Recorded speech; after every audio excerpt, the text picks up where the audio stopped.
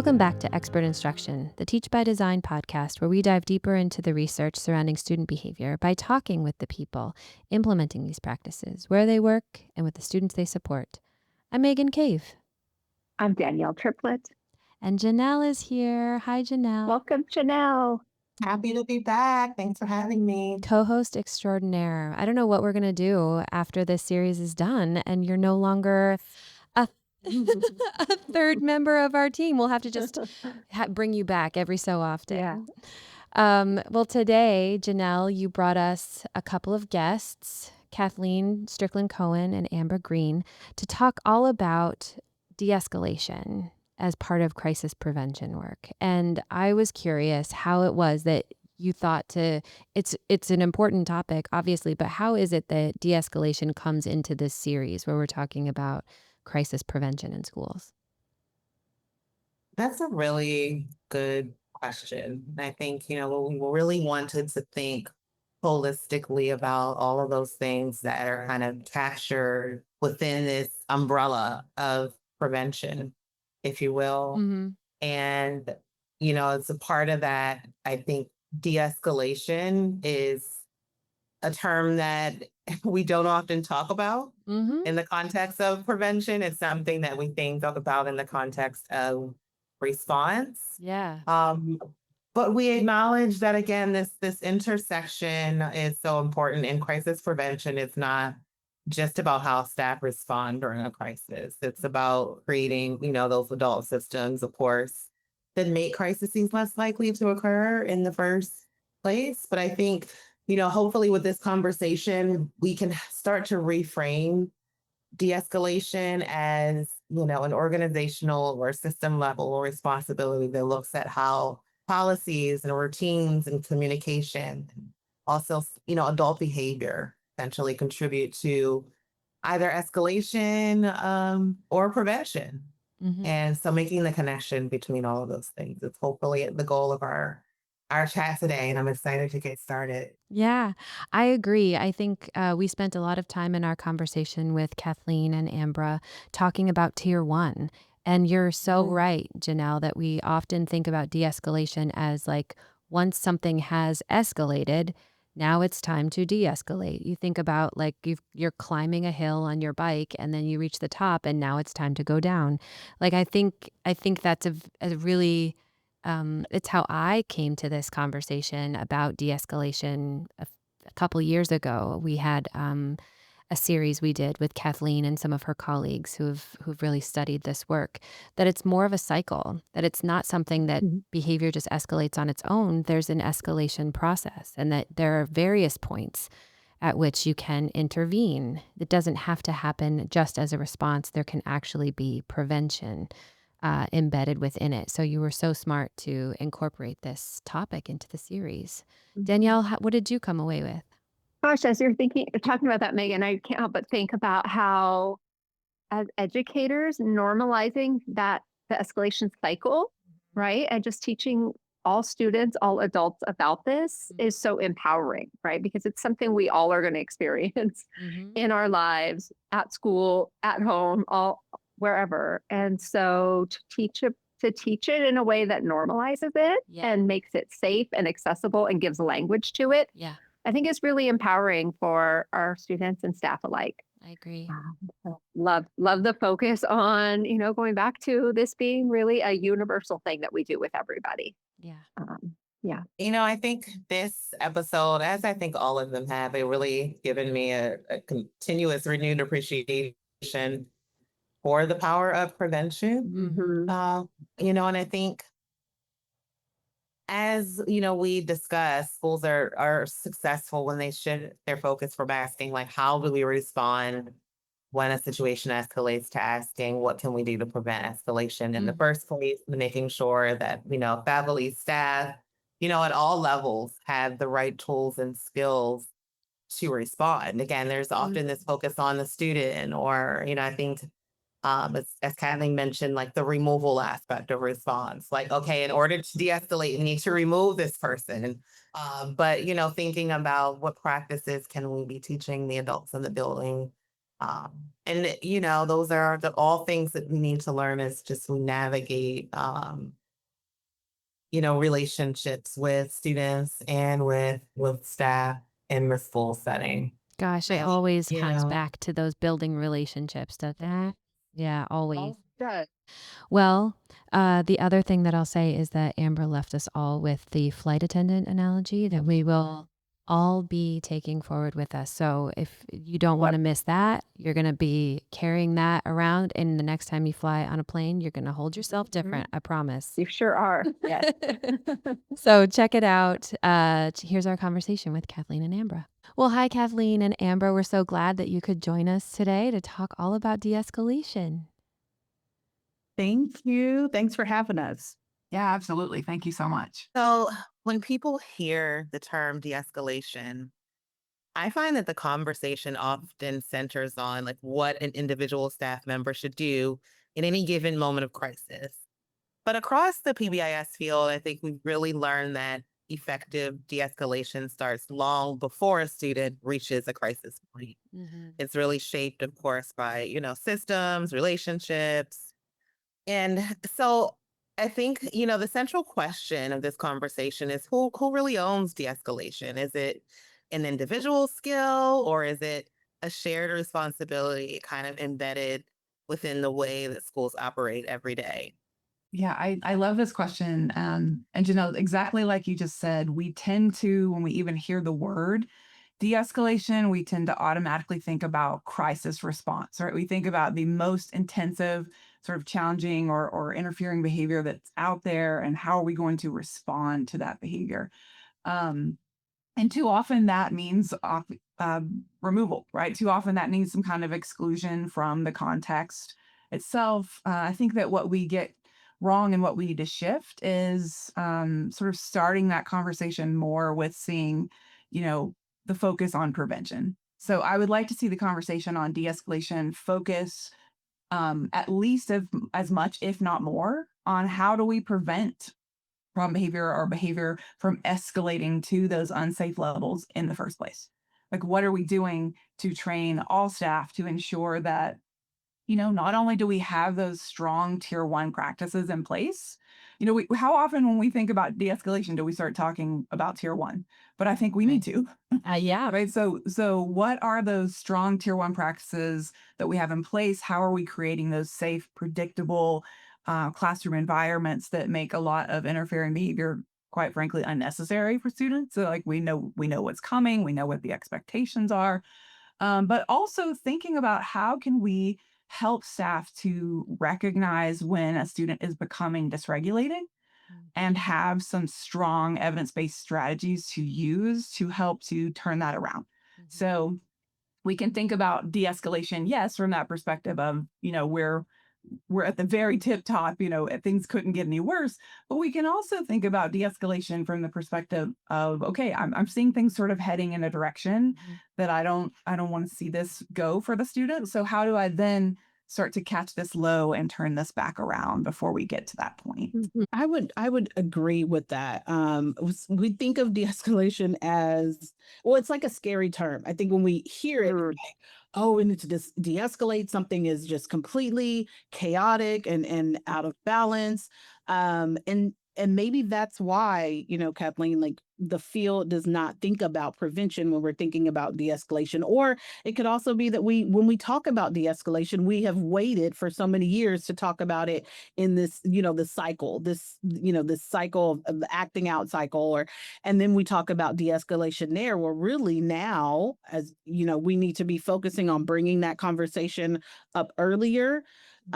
Just like when we talked about, making sure that all students are served appropriately and according to their individual needs, we've started talking about individualization even at tier one practices, right? Like that the field has started to think that way.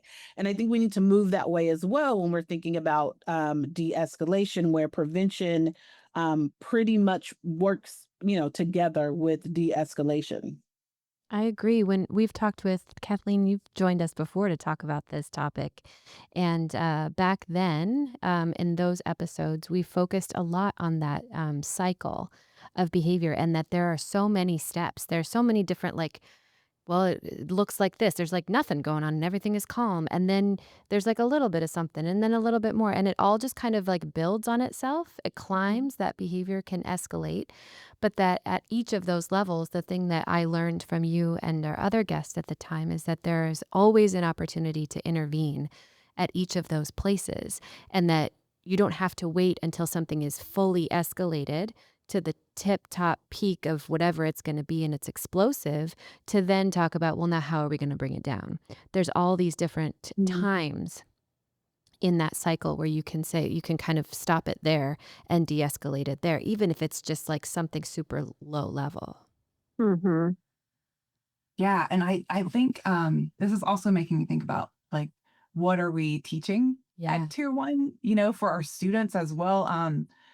I feel like one of the things that I love about having strong sort of universal practices in place is it gives us an opportunity to like predict the future in a way. Yeah. So we know, we're educators. We've been in schools for years. Like we understand those tipping points. We understand the types of contexts in which we are likely to see some of that behavioral escalation. So what are we teaching at tier 1? What are we teaching about how to ask for help when I need it? Like, are we teaching students how to notice when they're becoming upset? I think a lot about how we want to teach, is it okay to disagree with somebody? Yes, it is okay to disagree with someone. There are ways to do it. It's up to us to teach those things, to prevent those sort of moments that we know can turn into a behavioral escalation. It's something maybe we've been practicing since the beginning of the year, or maybe we've been practicing throughout their whole education in terms of how do I address that so that when I do start to become dysregulated or I do become upset, I have some strategies, even as a student, I have some strategies to fall back on, right? It's something that we've been practicing all this time while I'm in a calm state. So I'm more likely to be able to use that when I am becoming upset. Yeah, Kathleen, I'm really reminded of my time as a classroom teacher and how much of this can be just modeled for our students too, and showing them that like we all notice these points of escalation and we can do things to really intervene early and show that this is just part of how our brains work, and making that, I think, more accessible to students and like you're saying, when they are in a state of a regulated nervous system, they're more ready to hear it. I love that. So I'm curious about what role we think of the adults, and we've mentioned that the adult systems, policies, practices that we have in our schools, what role do those play in preventing escalation before a crisis ever occurs? Amber, what are your thoughts on this one? Yeah, I guess it's basically kind of going back to what I just said on the previous question about it really is the schools um role, the adult role. Systems are made up of adults, right? We need the adults to they create the systems, they implement the systems. And so whatever we are creating and implementing is what's going to happen. And so, it's starting to think about it's really like a paradigm shift for adults. It's a paradigm shift for researchers, for teachers, practitioners, policymakers, about what needs to be done at tier 1 and in any of our systems. That is the crucial area, or those are the crucial areas, the systems, the policies, the practices.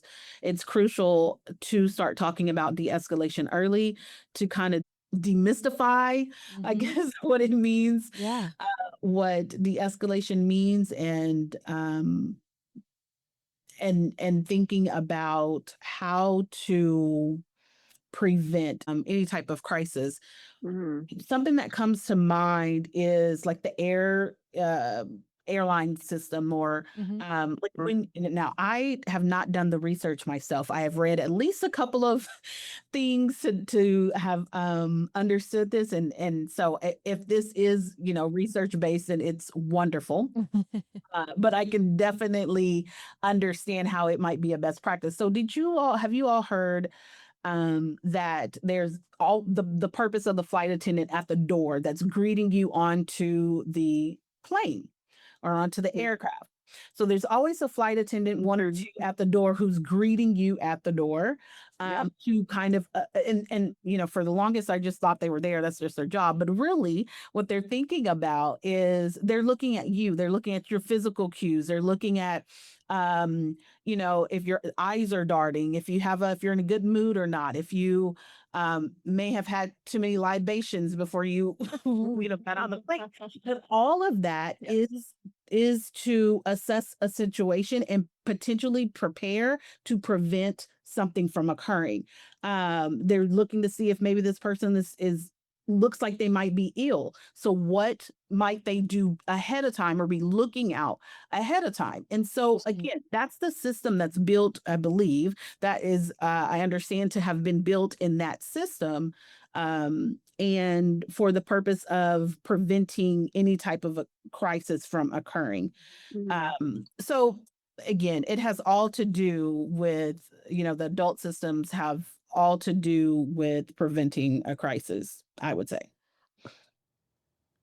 I also think, when we think about PBIS implementation, and I love what you just shared, Amber, I'm going to be thinking about that every time I fly now. When I think about strong PBIS implementation, I think about consistency too.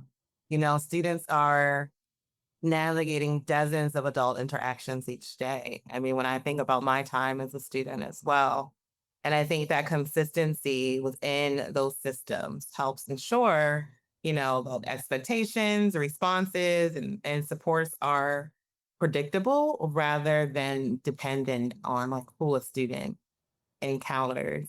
But I think often when we think about, just prevention strategies in general, they really aren't that dramatic. I think even though we think about them in a dramatic way, or like we said, de-escalation can be a scary term. But again, I think strategies really include things, those clear expectations, positive relationships, consistent routines.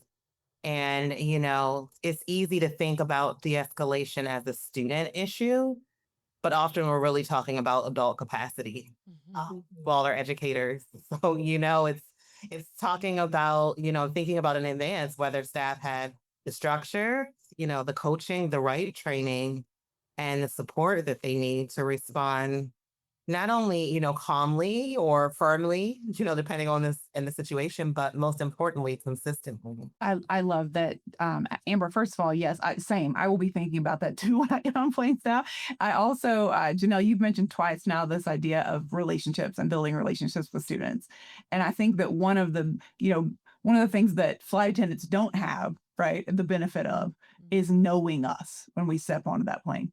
And I think that one of the most important aspects of this is the idea that I need to know my students, right? I need to know my students well. I need to be able to recognize those kinds of cues in my students. And also, it's going to be kind of hard to co-regulate with a student that doesn't like you or that doesn't think you like them.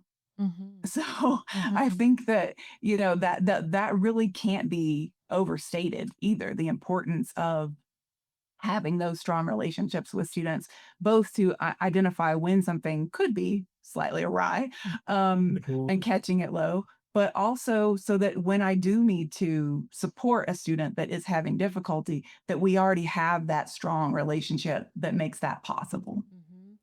Yeah, I think about the things that we do as adults with each other or even with students that can inadvertently sometimes contribute to escalating a behavior beyond what it ever needed to be.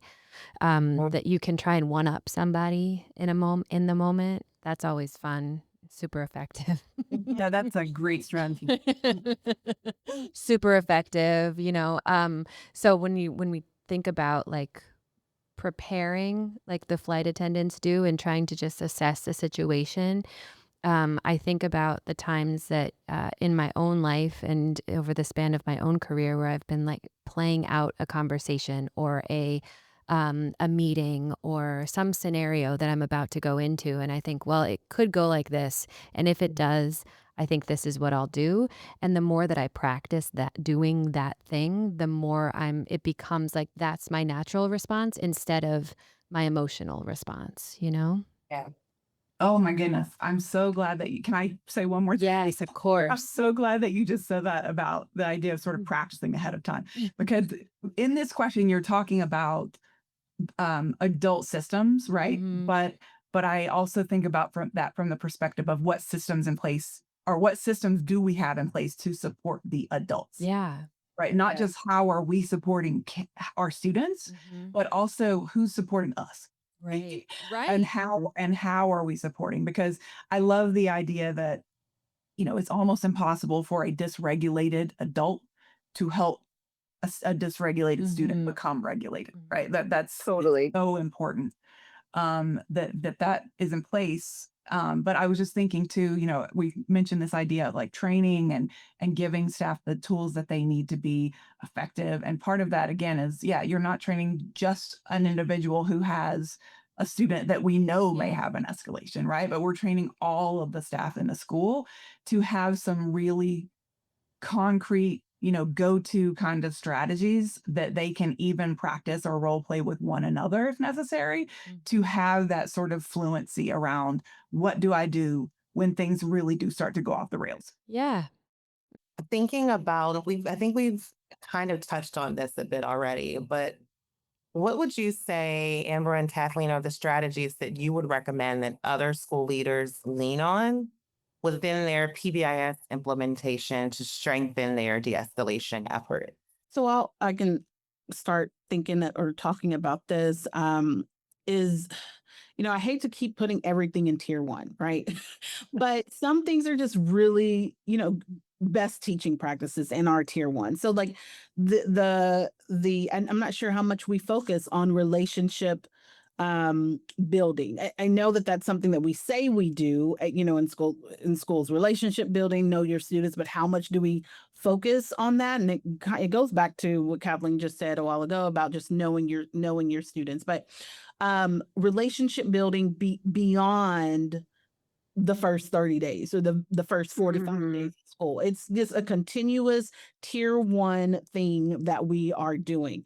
I mentioned, so just like the flight attendants check people at the door, checking students at the door, shaking their hand at the door, Mhm. saying hi to them at the door, are some strategies that I can just think of right now off of the top of my head. We talked about modeling already. Sometimes, the teacher modeling how they're feeling. um, oh, I'm feeling, overwhelmed right now. Let me count to 10 or take my breaths or whatever it is. Still very much tier one, tier one practices that should be done. You're so right, Amber. And I'll just add to that. I think, when we were speaking a little bit earlier about some of that scenario-based planning, that can be supportive. I think another strategy is just creating opportunities for staff to take a moment and reflect together when situations do take place. So it's like, let us debrief. And let's focus the learning rather than blaming, who did what, who didn't do what, but can uncover through a part of that debriefing some important systems improvements. And then also just examining whether professional learning is balanced again between response and prevention.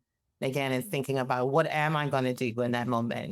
Like as you just mentioned, Amber, take a deep breath, but we often invest heavily in what to do during escalation and not always enough in the practices that make, escalation less likely. I don't know if you have any thoughts to add to that, Kathleen. Yeah, I really like what you just said about kind of making sure that we're covering both. Because I do think, I mean, there is no way to overstate the importance of strong tier one systems. Like there's no way to overstate that. Um, I think that sometimes at least that sometimes staff can get a little frustrated though if we're not also acknowledging the fact that things do progress, right? And Definitely. if we want to make sure that they have the skills that they need and the supports that they need to address those challenges as they come. And so, yes, putting all of those super strong tier 1 systems in place, but also teaching staff what to do. Like we were saying, not yes, at the peak of escalation, like we all Yes. schools have crisis plans and things like that, but also what to do to prevent problem behavior that is occurring, that Mhm. is occurring in the moment. What do we do to turn that around so that we're not then seeing that behavior escalate to those unsafe levels? Mhm. So really giving that full spectrum, if you will, of tools of, okay, this is what we do to prevent. This is what we do for sort of minor, interfering behaviors. This is what we do when things start to begin to become more of a problem. And then, yes, we have strategies in place that we can use, really to keep everyone safe Mhm. when things do peak with that crisis situation. I like the focus at tier 1. We often think about it as being the green aspect of this triangle that only goes up about 80% of the way, but it actually goes all the way. It's the whole triangle.